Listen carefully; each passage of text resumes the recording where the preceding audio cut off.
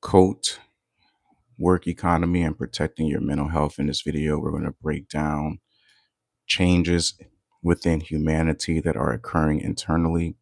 It used to be a lot of these changes were external, so they were more obvious over the generations. In this technological, sophisticated time that we're living in, people are changing more internally, and it may not be as obvious to identify.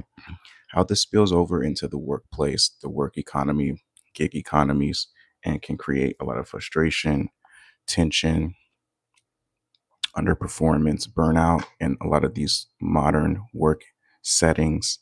America is founded on a history of identity extremism across many different groups. And since this has been an issue that has not been addressed, it spills over into the work economy and the economy in general. And what you fail to address in history tends to repeat itself. It is virtually impossible to have a sustaining workplace environment built on well-being, health, mutual respect when you have so many people filtering in from an environment that's based on a racial hierarchy, inequity. This stuff is going to express itself in behavior and how you exercise your management, your supervision over your employees, the employees' performance based off of these different identity wars that are going on in our world. Racism has produced, in a way, a cult like mindset and orientation in humanity where in groups have codes, ways of communicating with each other, coded rhetoric, verbiages, body languages, things that they do in order to facilitate a common ground amongst like-minded individuals. Out groups may not fully understand, especially people who may be coming from different countries and people within the country. Says here, a cult is not just a fringe religious group, it is a psychological and social system organized around control, identity, and conformity. At its core, a cult is a group that demands loyalty to a central belief system, leader, or ideology. So you can very much see how racism can spill into this. Whereas with white identity extremism, the central belief is that we are the supreme thinkers, we are the supreme leaders, we are sort of like the oil that keeps this machine running. Hey, what's up, bro? Salute to the chat. I may not be able to focus too much on you guys. Just want to get through this. Even at the expense of individual autonomy and critical thinking in modern contexts, cult-like dynamics can exist in workplaces, political environments, and social groups. You see this a lot where people just kind of band together, and it may not necessarily be for the function of being in a cult, but you do see a lot of people who share similar political belief systems. And in these times, more than ever, where the political ideologies are so polarizing, some people are for Trump, some people are against Trump. There's really no middle ground with Trump, which makes it so complicated to really navigate this economy. But you'll see this spill over in the workplace where you might have a manager or a supervisor or a person that's in a position of authority who may be pro-Trump, who may be pro these wars and different things like that. And that carries with it an emotional signature, right? You got people who are vehemently against these wars, against some of the damage that this is going to bring to the economy. So that spills over into the workplace, all right? So it says here, and social groups, not because people are extreme, but because humans are wired for belonging, certainty, and structure, especially under pressure. What elements comprise a cult?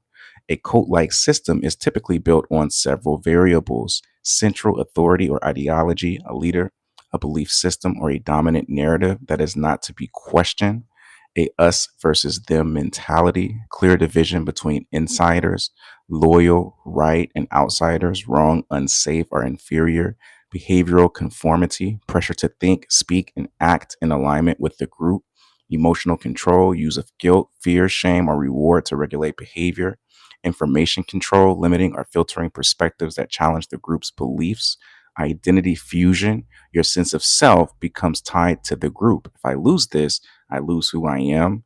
Social reinforcement, approval, promotions, or inclusion for compliance, exclusion or punishment for deviation. where you have a lot of employees who work their behind off and who have the skills and the talent and who meet the demands of the workplace. But if their ideologies politically or even socially don't align with management or supervision and how they see things, they'll miss out on a promotion. Somebody else will get promoted who may not be as qualified. You see this a lot in the workplace. And I think this contributes to a lot of people just kind of walking away from the modern American work economy. I believe it's not designed to stand long term. Why humans naturally form cult like dynamics in the workplace. In high pressure environments like today's economy, where jobs are scarce, competition is intense, and stability feels uncertain, humans naturally gravitate towards systems that provide certainty, belonging, and direction. A workplace can quietly become a cult like structure when people begin aligning themselves not just with job responsibilities, but with unspoken rules about how to think, how to behave, how to relate. When your income, identity, and security are tied to that environment, your brain prioritizes fitting in over standing out. This is not weakness, it's survival wiring. Even in some workplace dynamics, they'll activate attachment injuries and wounds that you may have from early childhood. If you grew up in an environment where safety, validation, and acknowledgement was scarce, well, guess what? When you're getting feedback or constructive feedback from your supervisor, you might feel these overwhelming emotions like, oh my God, I'm going to lose my job, or oh my God, I'm not good enough. Where in reality, they could just be providing you feedback to make you better.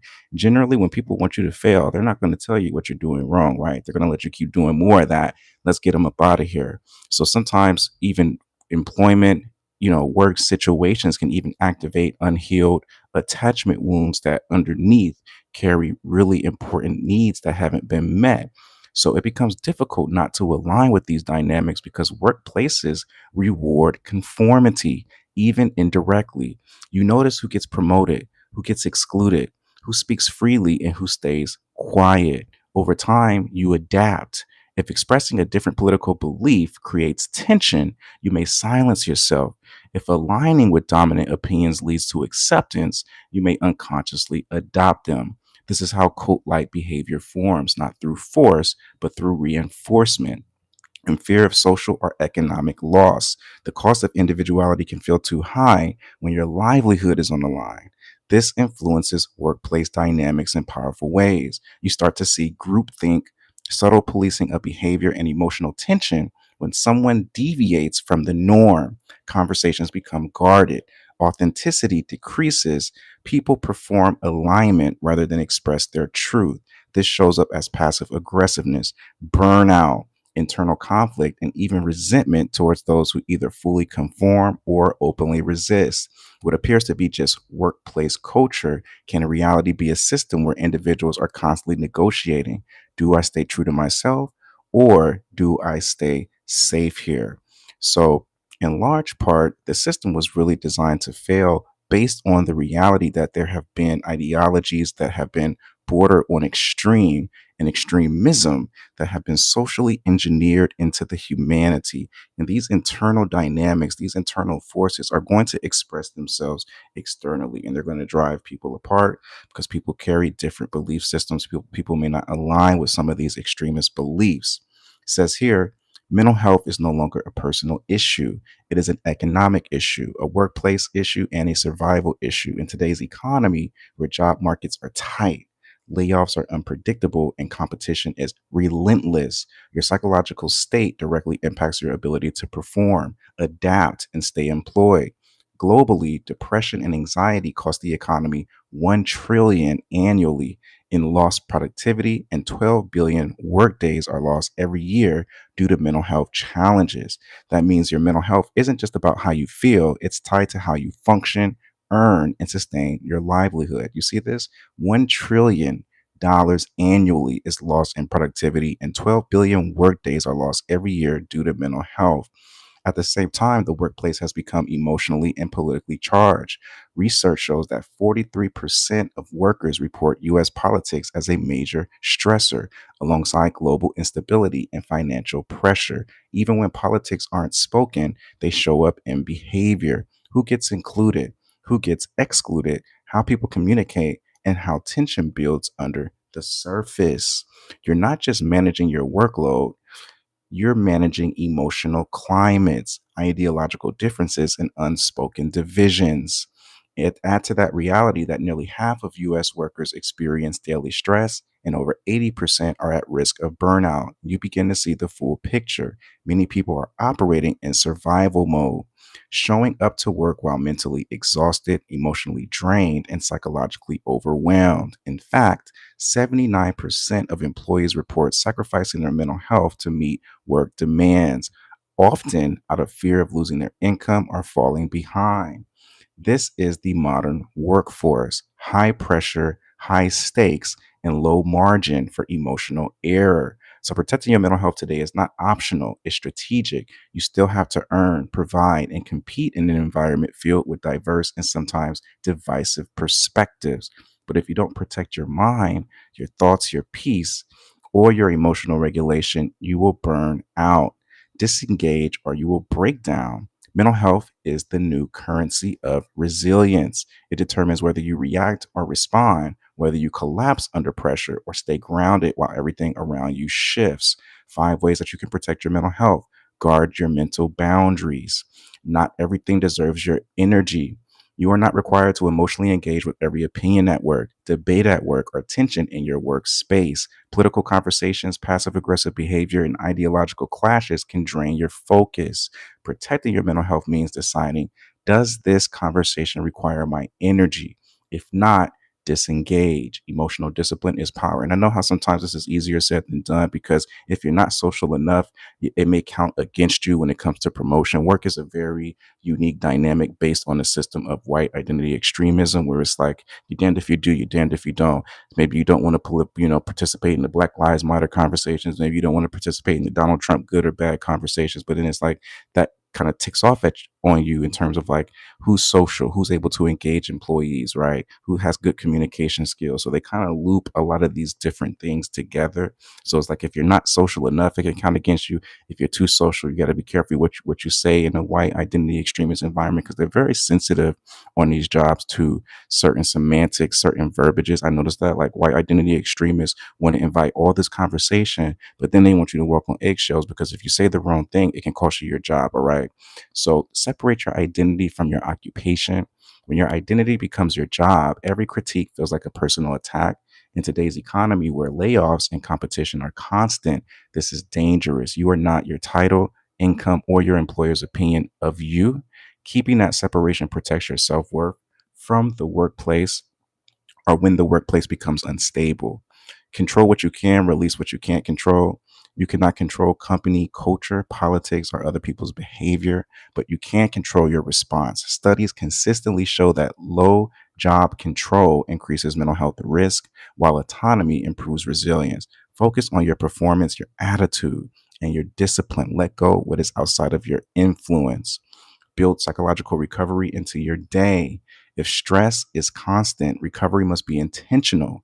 That means stepping away, resetting your mind, and not carrying workplace tension into your home. Research shows over 50% of workers report work stress spilling into their personal life, damaging sleep and relationships. Protect your peace by creating clear mental transitions between your work and life. Maybe you might have a ritual where you might unhook from work thoughts through listening to affirmations on the ride home. Maybe you're doing deep breathing in the car for a few minutes. Maybe you're journaling how your workday went, having some sort of exit transition strategy, leaving work, going into the home. Have a blessed day. Protect your mental health. I'm out.